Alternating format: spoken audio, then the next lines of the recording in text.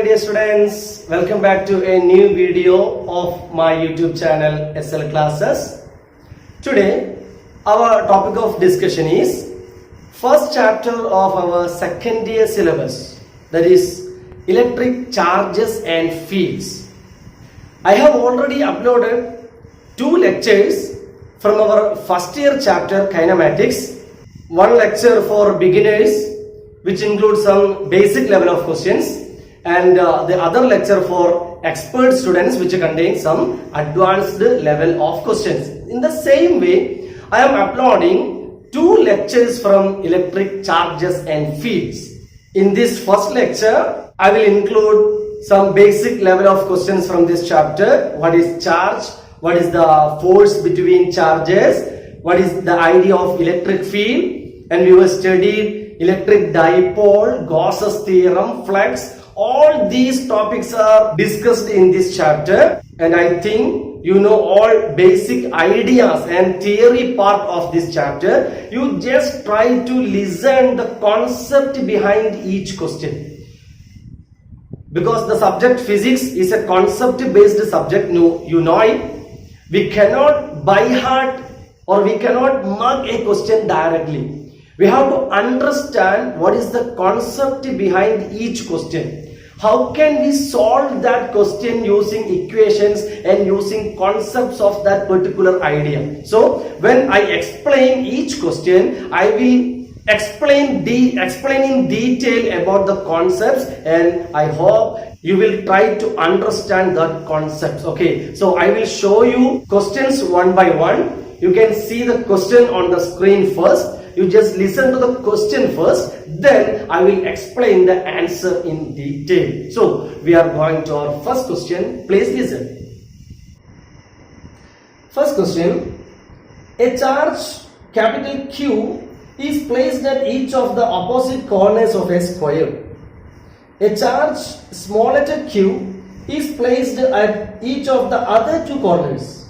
If the net electric force on capital Q is 0, then Q by Q equals, and options are given: minus 2 root 2, minus 1, 1, and minus 1 by root 2. Okay students, we can explain our first question. It is based on Coulomb's law. We know Coulomb's law gives us the force between 2 charges. And when we consider a system containing more than 2 charges, we have to apply the superposition principle of charges. To find net force on a particular charge, we have to find individual forces first. We have to note its direction and magnitude, and finally, by using the concept of vector addition, we can find the total force on any one charge. In this manner, we have to do this problem. What are the data given? It is given that there is a square and 2 charges of capital Q are placed at opposite corners. See, like this, Q and Q. And 2 other charges, small q, are placed at the 2 other corners. So that is clear in this picture. We can take the side length of square as A. And it is given that total force on any capital Q, we can take this one or this one. When we take this charge capital Q, it is given that the total force on this charge is 0. And the vector sum of force acting on this charge is 0. Then if that force is 0, what is the relation between this small q and capital Q? That is the question asked. So when we consider this charge capital Q, we have to apply the superposition principle. Yes, we know when we consider this charge, there are 3 forces acting on this particular charge. Force acting on this charge by the other 3 charges. You just understand the concept very clearly. It will help you to solve some other questions also. Okay, so you have to learn the concept. See, if all these charges are positive, if this is positive, this is positive, this also, and this, all these 4 charges are positive, there is a force of repulsion between them. We know positive and positive charges repel each other. So this plus q and plus q will repel. So that repulsion force on this plus q, that repulsion will be like this. Okay, from this charge there is again a repulsion in this direction. So plus q and plus q repels, this plus q and plus q repels. Also from this corner, this plus q and plus q repels in this way. So if these are the three forces acting on this charge, we cannot get a zero result using these three, right? Because to get a zero resultant force or a zero resultant vector, we have to get some forces in opposite direction. Forces or vectors in opposite direction with equal magnitude can only give a zero result. But in this situation, these three forces are in this way. So these forces cannot give a zero result because these forces are not in opposite direction. So these four charges need not be positive. So first of all, we have to clear that idea. Then how can we solve this? Just take, if these capital Q charges are positive and if these small charges are negative, if this is minus Q, if this is minus Q, then how can we mark the directions of force? See, this plus Q and minus Q attracts.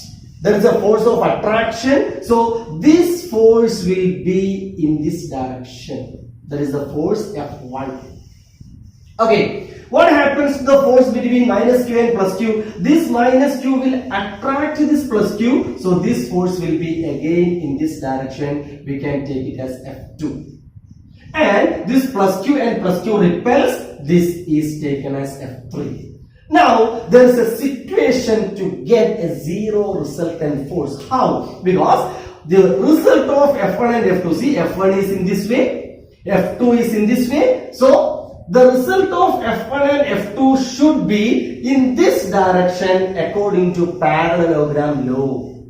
Because the magnitude of force, what is the force according to Coulomb's law? We know that F is equal to some constant K into Q1 Q2 divided by R square. That is the equation to find force between these charges. So when we write F1, we have the equation F1 is equal to K, then capital Q and small q. So Q into Q divided by this distance, that is side length. We can take it as A, that is A square. What about F2? F2, that is equal to again K. Charges are Q and capital Q. So Q and capital Q divided by this distance is again A. So A square. So what do you get? F1 and F2 are equal in magnitude, right? But the direction of F1 is upwards. The direction of F2 is towards left. So these two equal forces will definitely give a resultant in this way. This is the result of F1 and 2, that is taken as F12. Okay, F12 is the resultant of F1 and F2. Now, to get a zero resultant force, we have one more force F3, this resultant F12 and this third force F3. If they are equal and opposite, then we will get a zero result. That is, if F net equal to 0, that is the idea given in this question. The resultant force on this charge is 0. Only if the force will be 0 when the result of F1 and 2, that is F12, is equal to F3. If this equal and opposite force, if these forces are equal and opposite, then we will get a 0 result. Now, what is F12?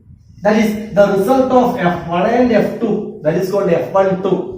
There is a shortcut. You have to learn some idea of vector addition. If there are two vectors of equal magnitude with an angle of 90 degree between them, if vector A and vector B are equal in magnitude and the angle between them is 90 degree, then the result will be root 2 times of either vector. This is a shortcut. So here F1 and F2 are equal in magnitude. And the angle between F1 and F2, see this angle between F1 and F2, that is 90 degree. Then the result of F1 and F2 is, that is F12 is equal to root 2 times of either one, that is root 2 times of K Q divided by A square. That is F12. Now what is F3? What is F3? There is a force between capital Q and capital Q. See, these two charges are placed at two opposite corners. So F3 is equal to, again according to Coulomb's law, K into Q, both the charges are capital, so Q into Q divided by this diagonal length. This is A, so this diagonal length will be root 2A the square. So that is equal to K Q square by 2A square. Root 2 square becomes 2, then A square. Now, to get F net equal to 0, F12 should be equal to F3. So this is F12, right? For F12 you can write root 2 into K small q capital Q divided by A square, that is equal to K Q square divided by 2A square. Now we can cancel 1 Q. Okay, we can cancel this constant K. Also we can cancel this A square. This asks to find the ratio of Q and Q, that is Q by Q. Q by Q. So taking this Q to this side, we will get Q by Q, and we can take this 2 to this side, we will get 2 root 2. Also we know that K, this capital Q is positive and this small q is negative. So when we take this ratio, this will be a negative value. So the result is minus of 2 root 2. So the correct option goes for option A. So that is a very good question and a concept based question. If you can understand the concept behind this, you can do a lot of similar problems from this chapter. Hope you can understand. Now we are moving to our next question. Please listen. Next question. Two spheres carrying charges plus 6 microcoulomb and plus 9 microcoulomb separated by a distance d experiences a force of repulsion F.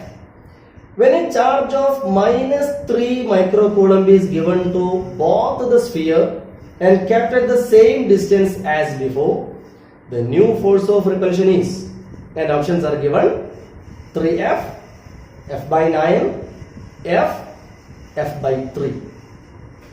Okay, that is again based on Coulomb's law, the force between charges. Initially, there are two charged spheres. One having a charge of plus 6 microcoulomb and the other sphere having a charge of plus 9 microcoulomb, and they are separated by a distance d. Now what is the initial force between them? How can we write the force initially? That is F is equal to some constant K into Q1 into Q2, that is 6 into 9 divided by the distance is d square.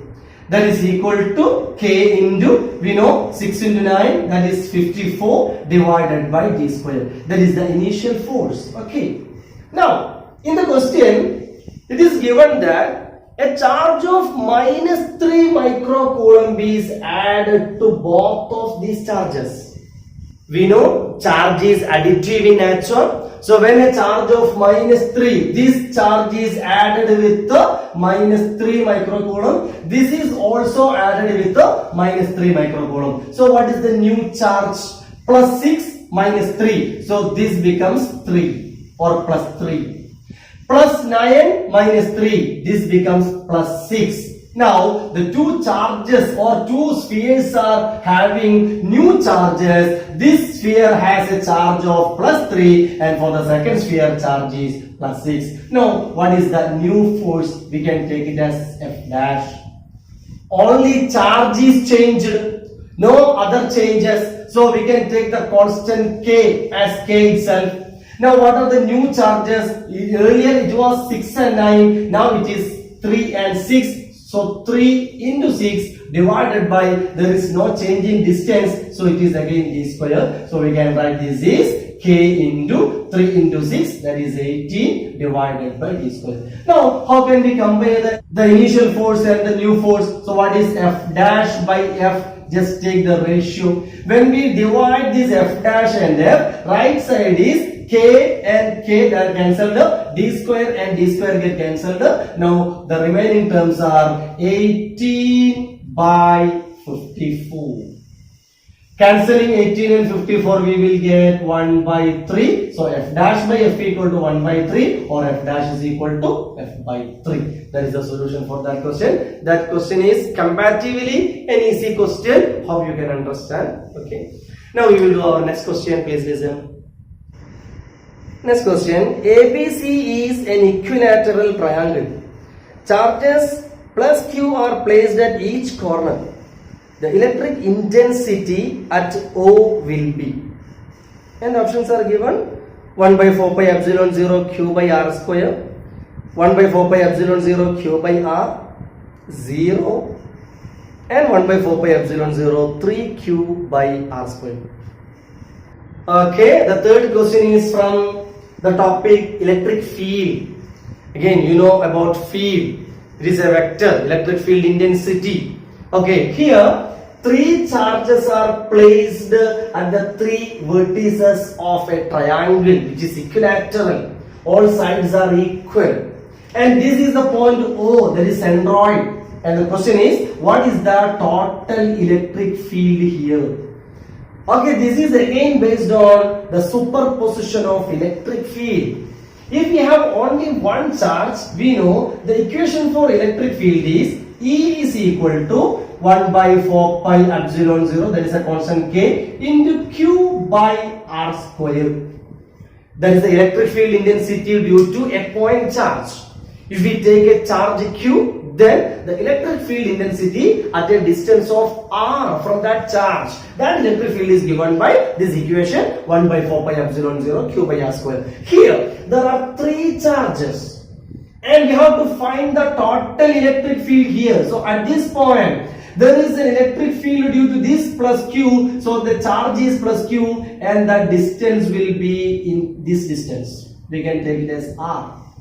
Okay, now at the same point the other electric field is due to this charge. Again we have to take this distance.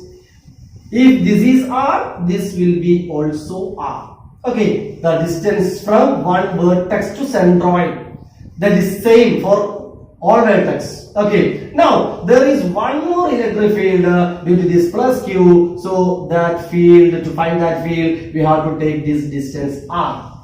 Thus, according to the idea of superposition of electric field, to find the total field at a single point, we have to consider all the individual charges and we have to write the equation for all individual electric field intensities. Now we got a field E1 due to this charge.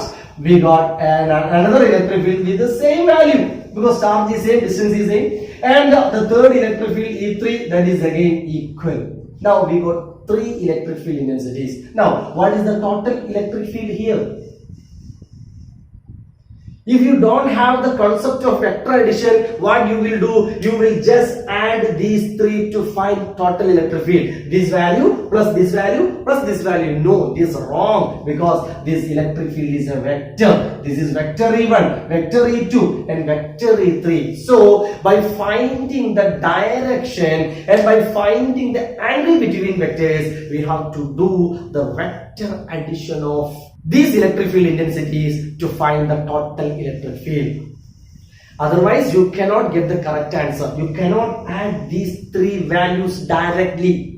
This is not scalar, this is vector. So you have to take the vector addition. So how can you find the vector addition? If these charges are positive, then you have to know another idea. What is the direction of this individual field if the charge is positive? If the charge is positive, then the direction of electric field is always away or radially outwards. So due to this plus Q, the field will be radially outwards. This is the direction of vector E1, from this charge outwards. Now what about this charge? About this charge, this is again plus Q, so radially outwards. This is the second field, vector E2. Now, what about the third charge? Again a positive charge. So, radially from this line, radially outwards, that is the direction of vector E3. These are the crucial concepts to find the solution of a vector quantity. You have to listen this very carefully. Otherwise, you will go to some wrong answers. Okay, so we marked all the individual field and their directions. Now, we have to add these three vectors. If you are good in mathematics, then you can do this problem very easily. There is a shortcut to find the vectors. In this situation, here there are three vectors of equal magnitude. See, these three vectors are in equal magnitude and the angle between them is 120 degree each. When we take only two vectors, this angle is 120 degree. Just consider, just omit this one first. Consider these two. They are equal in magnitude and the angle is 120 degree. So what is the resultant? This is equal to root of E square or E1 square plus E2 square. E1 and E2 are same. So I write E square plus E square plus 2 into E into cos 120. I hope you know this equation. That is called the parallelogram law of vector addition. To find the result of two vectors, the result is root of a square plus b square plus 2ab cos theta. In that way, here we have to find the resultant of e1 and e2. When we take e1 and e2, the result is root of e square plus 2e into minus 1 by 2 cos 120. Cancel this 2 and 2. This is plus e square into minus 1. That is minus e square. See, this is plus e square. This is minus e square. So we can cancel this. Now the remaining is root of e square, that is only e.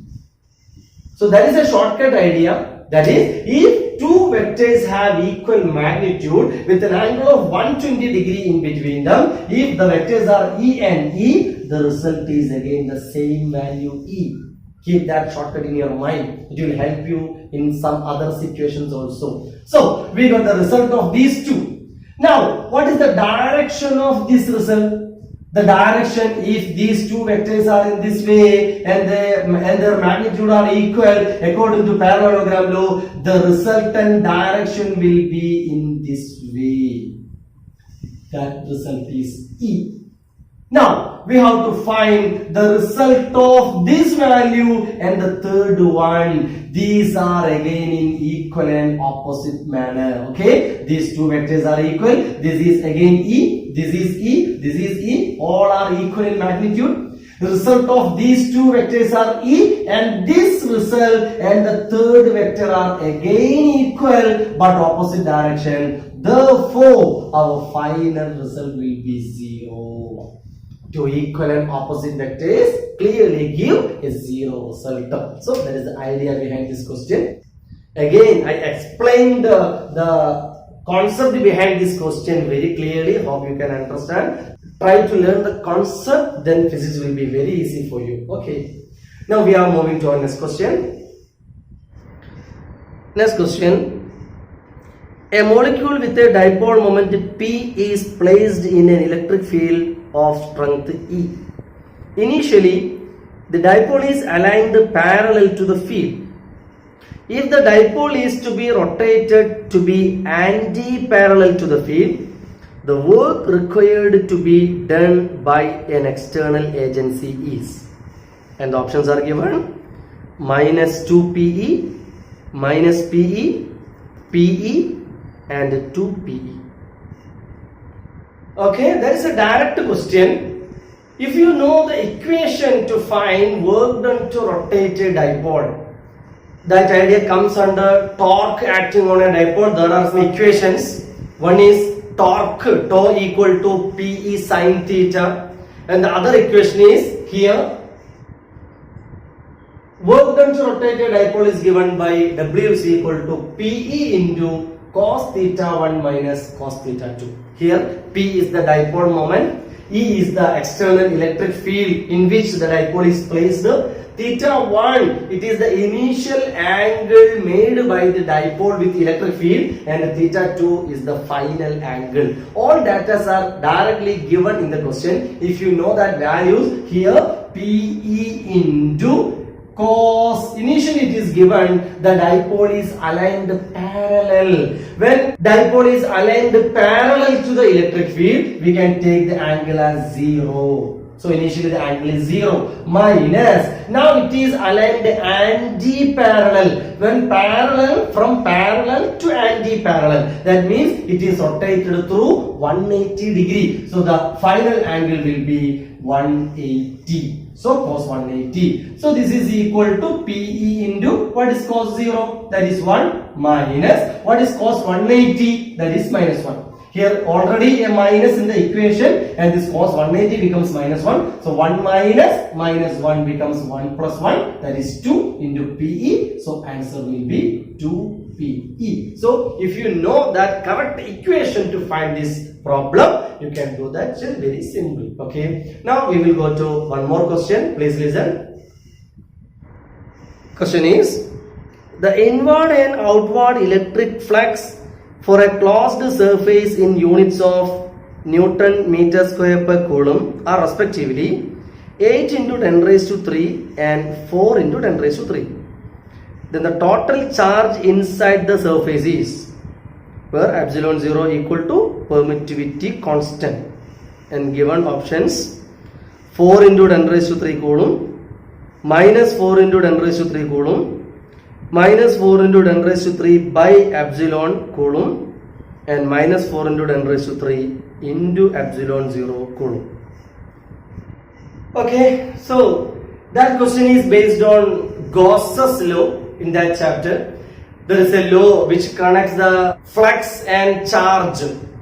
When we take a Gaussian surface, that is a closed surface, and some charges are enclosed in it, then what is the total flux passing through that surface?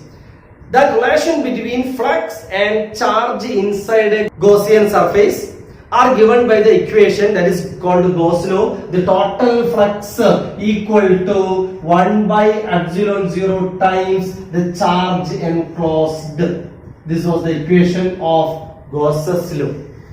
Now in the question it is given that from a Gaussian surface, from a closed surface, some flux move outwards and some other flux move inwards. What does it mean? Outward flux. It means when we take a closed surface and if we take a positive charge or plus Q1 inside that surface, from a positive charge always flux is outward. This is actually the direction of electric field. In the previous question, we were applied the concept for a positive charge, the direction of field, the concept of field, that is actually called the flux. And if an enclosed charge contains, if an enclosed surface contains a negative charge or minus Q2, if the charge is negative, then for that charge the flux will be always inwards. So this is the concept of this question. Here some flux outwards, that means this surface contains some positive charges inside it, some positive charges. Some flux inwards, which means the surface again contains some negative charges inside it. Here the inward flux is more. Please listen. The inward flux is 8 into 10 raised to 3 and the outward flux is 4 into 10 raised to 3. This value is more. The inward flux is more, which means the sphere or that surface contains more negative charge than positive charge. Okay. Now use this idea in this equation. Here only flux, but here the outward flux and inward fluxes are given. Then for this phi we have to write flux outward minus flux inwards. If there are inward and outward fluxes, then for Gauss theorem, instead of phi we have to write phi out minus phi in. That is equal to 1 by epsilon 0 into Q. So now substitute the values. What is flux outwards? 4 into 10 raised to 3. 4 into 10 raised to 3 minus this value 8 into 10 raised to 3.